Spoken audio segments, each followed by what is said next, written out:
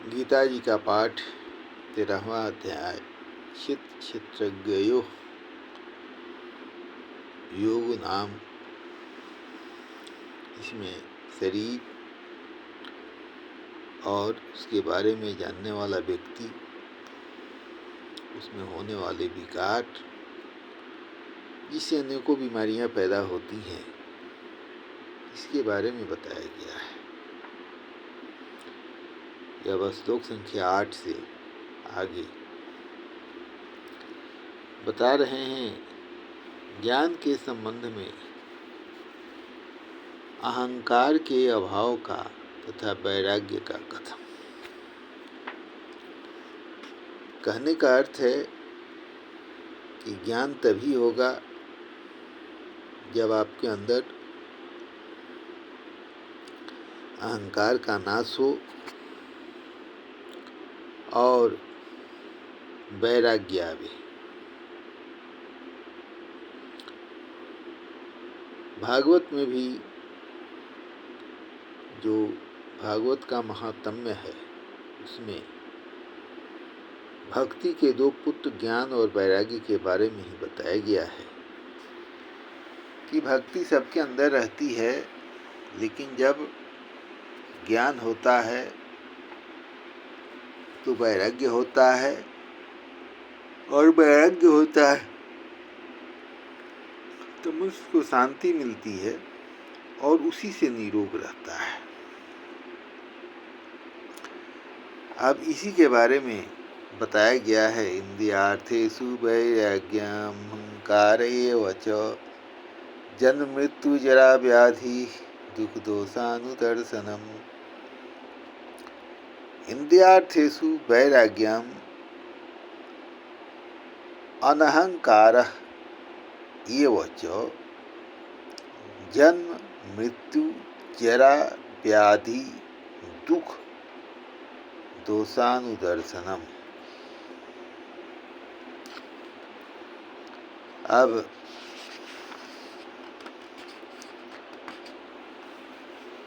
इसमें क्या है यह बताया जा रहा है। इंद्रियार्थेषु वैराग्यम,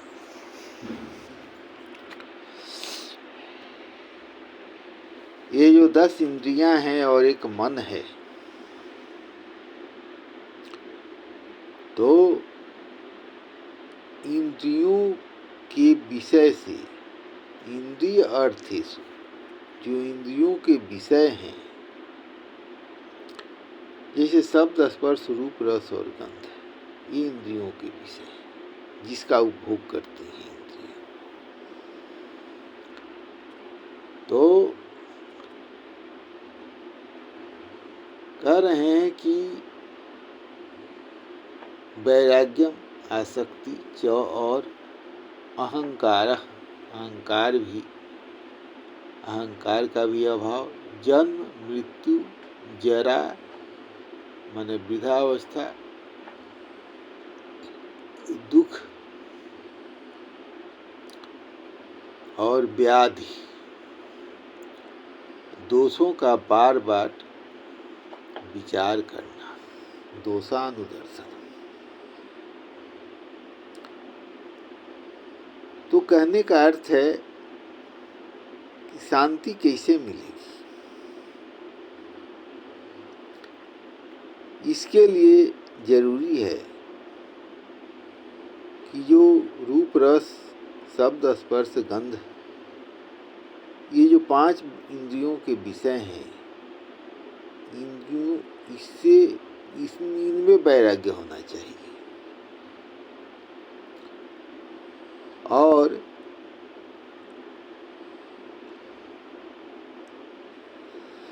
अनहंकार, अहंकार का अभाव, जन्म मृत्यु वृद्धावस्था और रोग दुख, इसका बार बार इस पर विचार करना है कि जन्म मृत्यु से छुटकारा कैसे मिलेगी, वृद्धावस्था और दुख से छुटकारा कैसे मिलेगी। इन्हीं पर अनुदर्शनम, इसका अर्थ है जब बार बार विचार करो कि आखिर में तुम्हें कष्ट क्यों हो रहा है, दुख क्यों हो रहा है। इसीलिए कहा गया कि इंद्रियों के जो विषय हैं उसमें वैराग्य होना चाहिए और अहंकार का अभाव होना चाहिए, तभी शांति मिलेगी। ज्ञान के साधनों में आसक्ति के अभाव और चित्त की समानता का कथन। तो ज्ञान फिर कैसे मिलेगी, इन पर विचार करना है। अब आगे के श्लोक में भगवान बता रहे हैं, आसक्तिरनभिस्वंगः पुत्रदार गृहादिषु नित्यं च समचित्तत्वम् इष्टानिष्टोपपत्तिषु।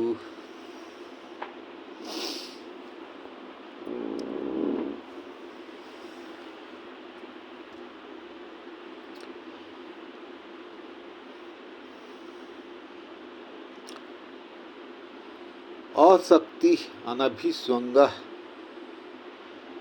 पुत्रदार गृहादिषु नित्यं च समचित्तत्वम् इष्टानिष्टोपपत्तिषु। असक्ति, आसक्ति का अभाव। किसमें आसक्ति होती है, तो कह रहा है जब पुत्रदार गृहादिषु, पुत्र में, स्त्री में और घर और धन आदि में आसक्ति होती है। तो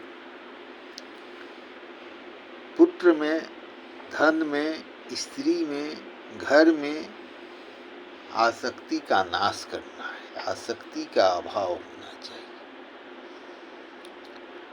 अनभिस्वंग, ममता का न होना, किसी में,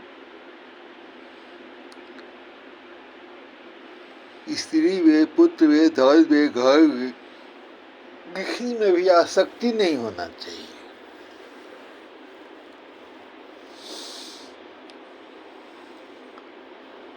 इष्टानिष्टोपत्तिषु,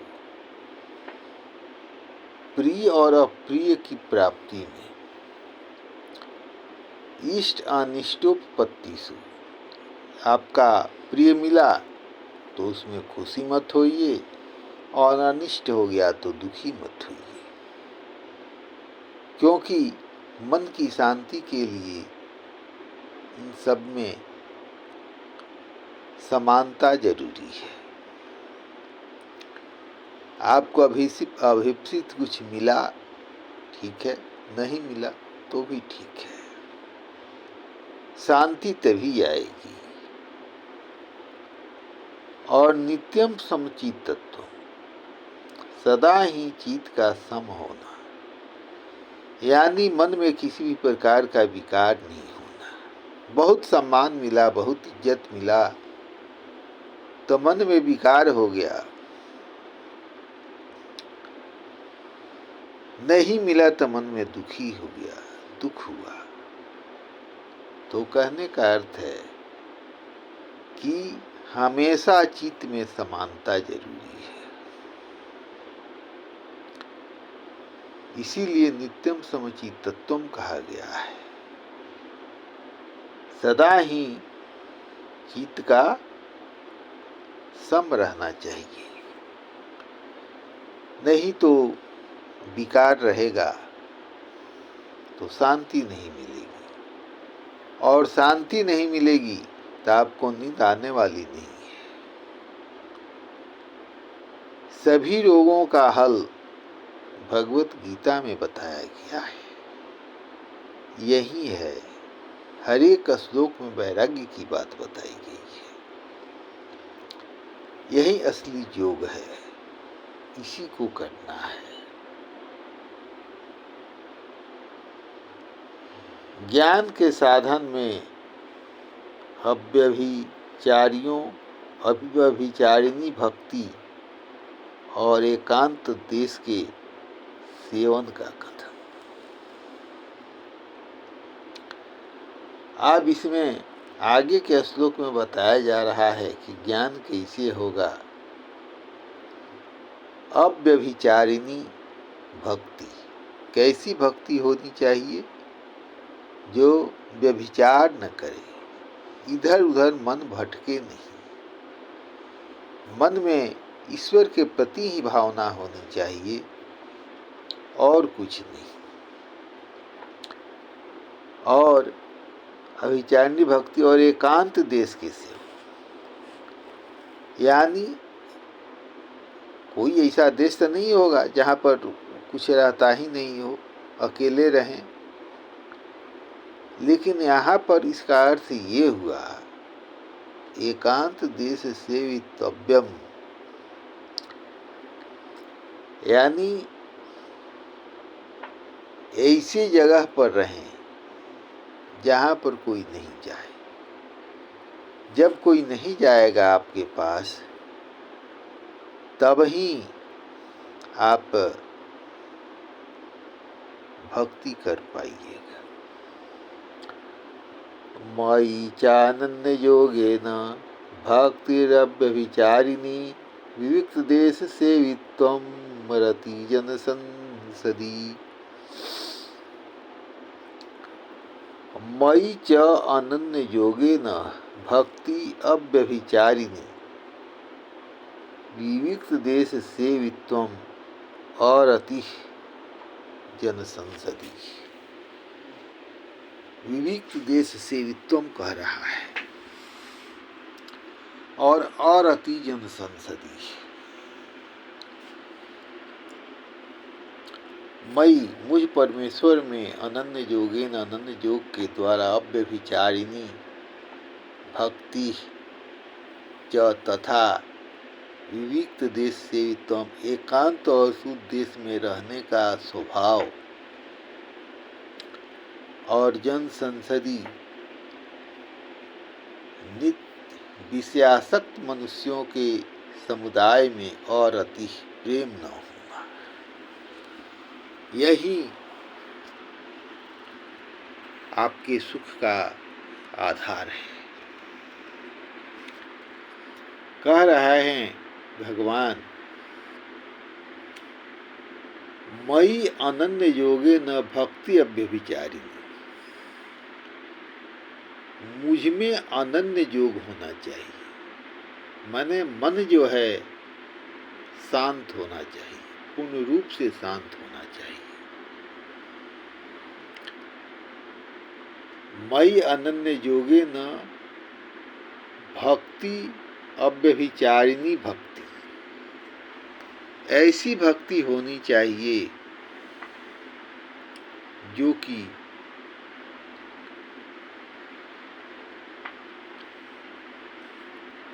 मन भटके नहीं, मन ईश्वर में ही लगी होनी चाहिए, ऐसी भक्ति। नहीं तो पता चला कि बैठ करके 4 घंटा तो रोज माला ही फेर रहे थे। तो रोज जाता था मंदिर में पूजा करने के लिए, उसका पैरालिसिस हो गया, उसका ब्रेन हेमरेज हो गया। पूजा तो रोज करता था। अरे भाई, वह भगवान का पूजा करता था कि वो तो मंदिर में जाता था इसलिए कि हमारा काम हो जाएगा। मैंने भगवान को भी धोखा देता है। चंदन टीका लगाया, बाल दाढ़ी बढ़ाया, बाबा का भेष बनाया और मन को संसार में लगाया, ईश्वर में नहीं लगाया। यह क्या है?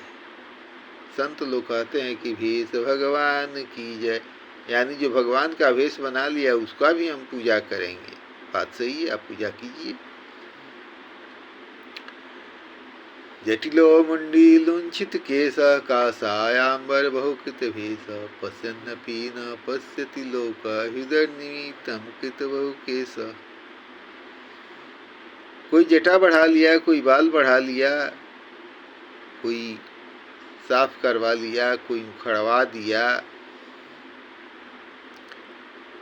यह क्या है?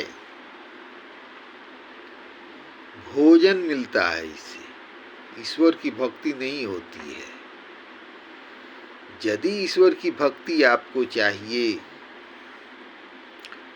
तो यह गीता में जो बताया गया है कि कैसे भक्ति कीजिए, उसके अनुसार करना पड़ेगा, तभी आप निरोग रहिएगा। नहीं तो लोग यही कहेंगे, जा पूजा तो करिए रहा था लेकिन पैरालिसिस मार दिया।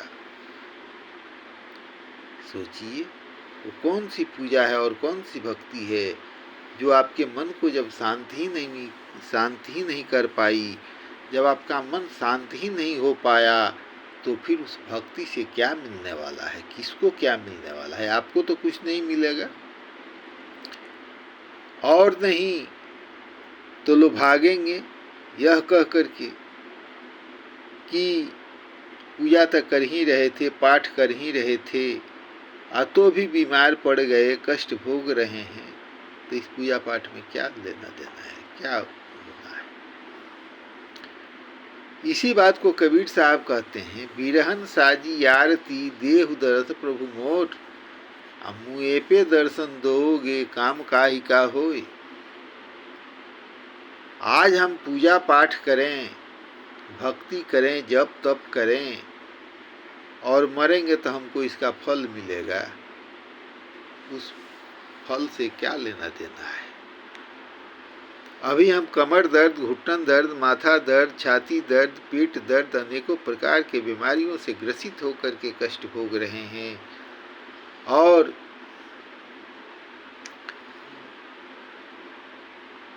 इसका फल कब मिलेगा पूजा पाठ का? तो अगले जन्म में। अरे भाई, पूजा पाठ का फल तुमको इसी जन्म में मिलेगा। भक्ति योग पूर्वक भक्ति तो करो, क्षेत्र क्षेत्रज्ञ का जानकारी तो रखो। फल क्यों नहीं मिलेगा? इसी जन्म में मिलेगा, अभी मिलेगा, तुम निरोग होकर के रहोगे। कितना हूं शुगर बढ़ा हुआ है, रात भर आंख बंद किए रहते हैं। अरे इसमें ध्यान तो लगाओ, सुनो तो कि क्या बताया गया है और इसकी व्याख्या क्या है। सुनो गहिले नहीं, जानो गहिले नहीं, तो फिर तुम्हें कष्ट तो भोगना ही पड़ेगा, इसको कोई रोक नहीं सकता है।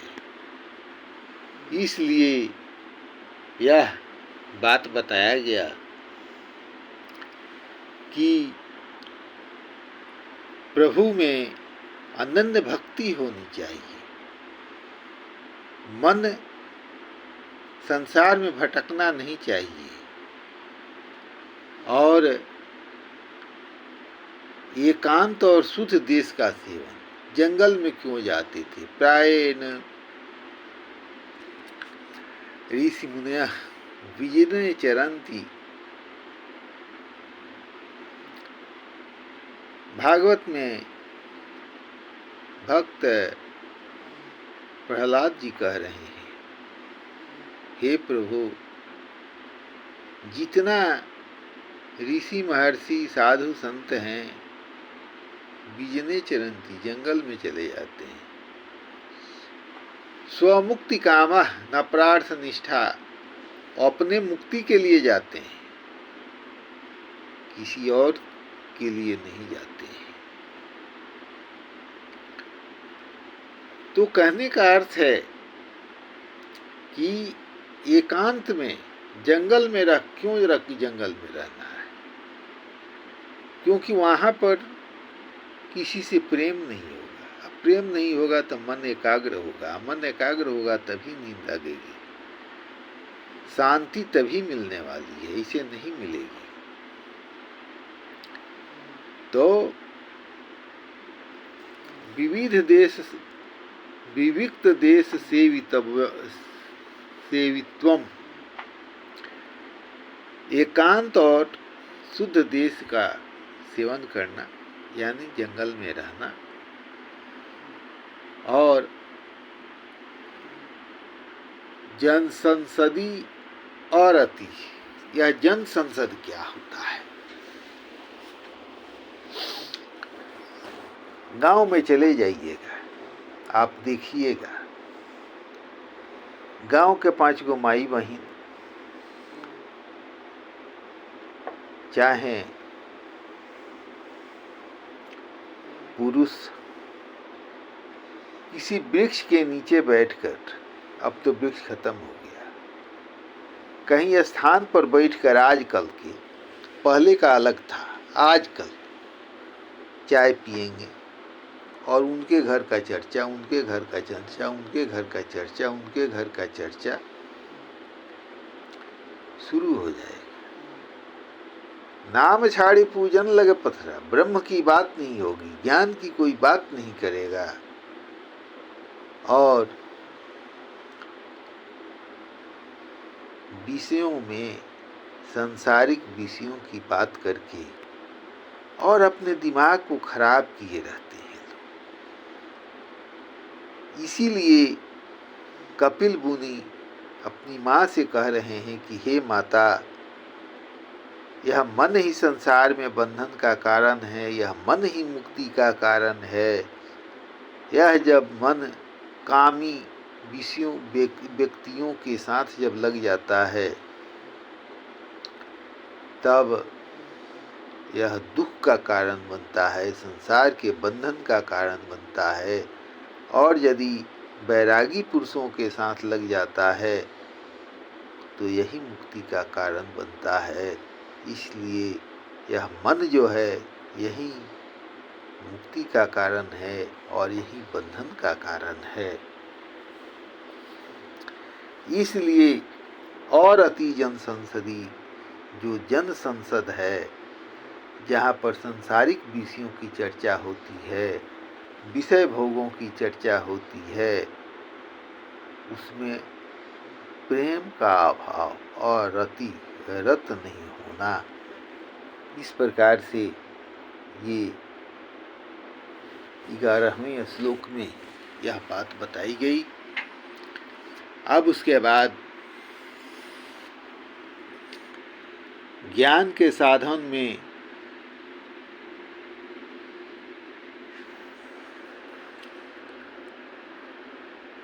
निदिध्यासन का कथन और ज्ञान के साधनों में विपरीत गुणों को अज्ञान बतलाना। अब कहा जा रहा है कि अध्यात्म ज्ञान नित्यत्वम तत्व ज्ञानार्थ दर्शनम ये तत्ज्ञानम इति प्रोक्तम अज्ञानम यत यदतो अन्यथा। अध्यात्म ज्ञान नित्यत्वम तत्व ज्ञानार्थ दर्शनम एतत् ज्ञानम इति प्रोक्तम अज्ञानम यत् अतः अन्यथा।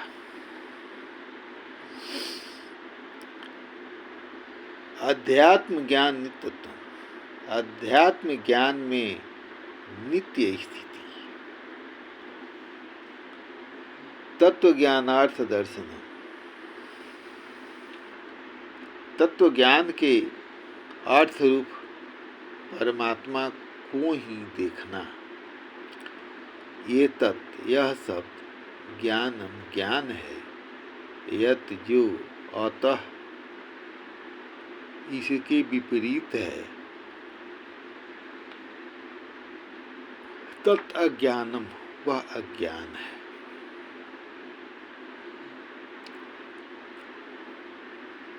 कहने का अर्थ है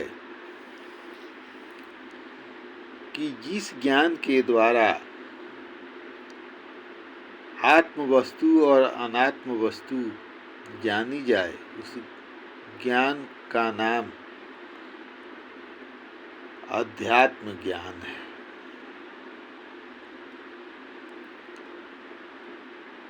तो कहने का अर्थ है कि ईश्वर के विषय में हमेशा नियत रहना, ईश्वर का चिंतन हमेशा करते रहना, यही अध्यात्म ज्ञान नित्यत्वम है। नित्य कीजिए। क्या लोग कहते हैं कि माला फेर रहे हैं, संत जी बता दिए 2 बार माला फेरो, कम से कम 2 बार माला फेरो। तो संत जी भी तो 2 ही बार 4 बार फेर रहे हैं ना, तो क्या बताएंगे। भगवान का नाम भी और भी गिन करके 108 हो गया, 216 हो गया, 2 बार कर दिए, वाह जी वाह। और उसके बाद से मन संसार में भटका रहे हैं, शांति कहाँ से मिलेगी आपको। अशांति नहीं मिलेगी तो निरोग कैसे रहिएगा। गुरु दक्षिणा ले लीजिए, गुरु दीक्षा लिए हैं, गुरु दीक्षा लेकर के उसके बाद से माला फेर रहे हैं। तो माला फेरो, बात सही है,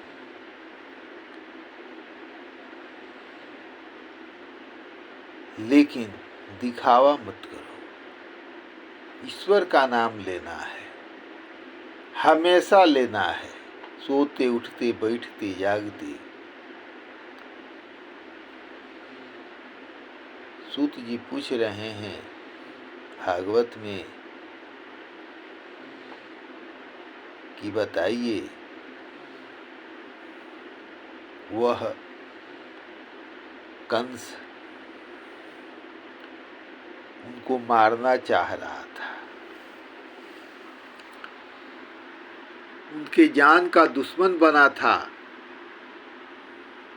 फिर भी भगवान उनको मुक्ति दिए हैं, उसको नरक में नहीं भेजे। क्यों?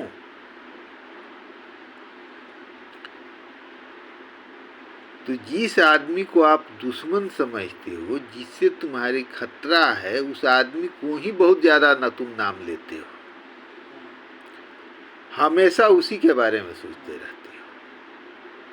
तो भगवान कहते हैं कि दुश्मन ही मान करके सही, लेकिन मेरे बारे में ही तो हमेशा चर्चा करता था, मेरे बारे में ही तो सोते उठते बैठते जागते हमेशा, वो कृष्ण आ रहा है, वो कृष्ण आ रहा है, वो मेरी हत्या कर देगा, वो मुझे मार डालेगा।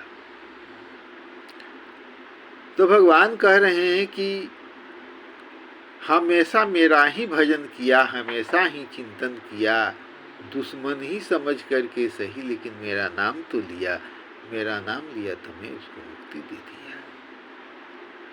क्योंकि मन को शांत करके और हमेशा मेरे मुझसे आने वाली कष्ट के बारे में सोचा करता था।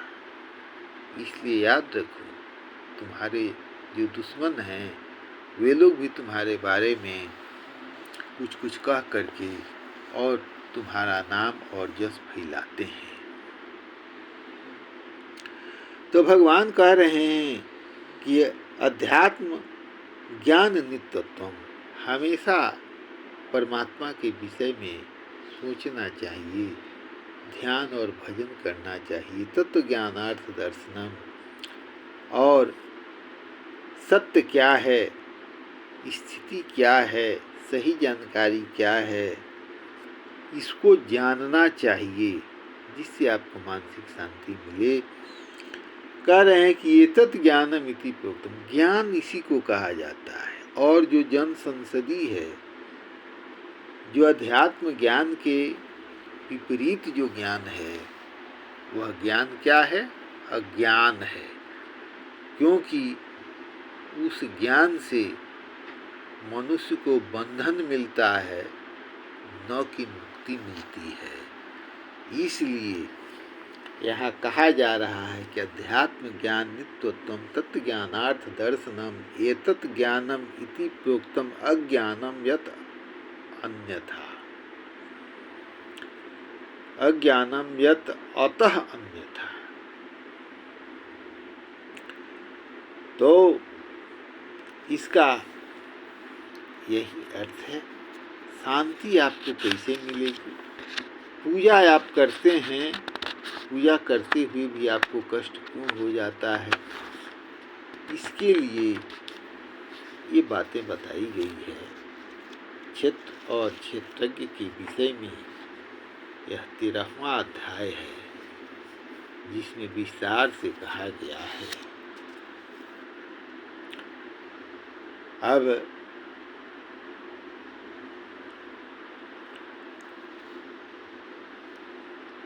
ठीक है, अब अगला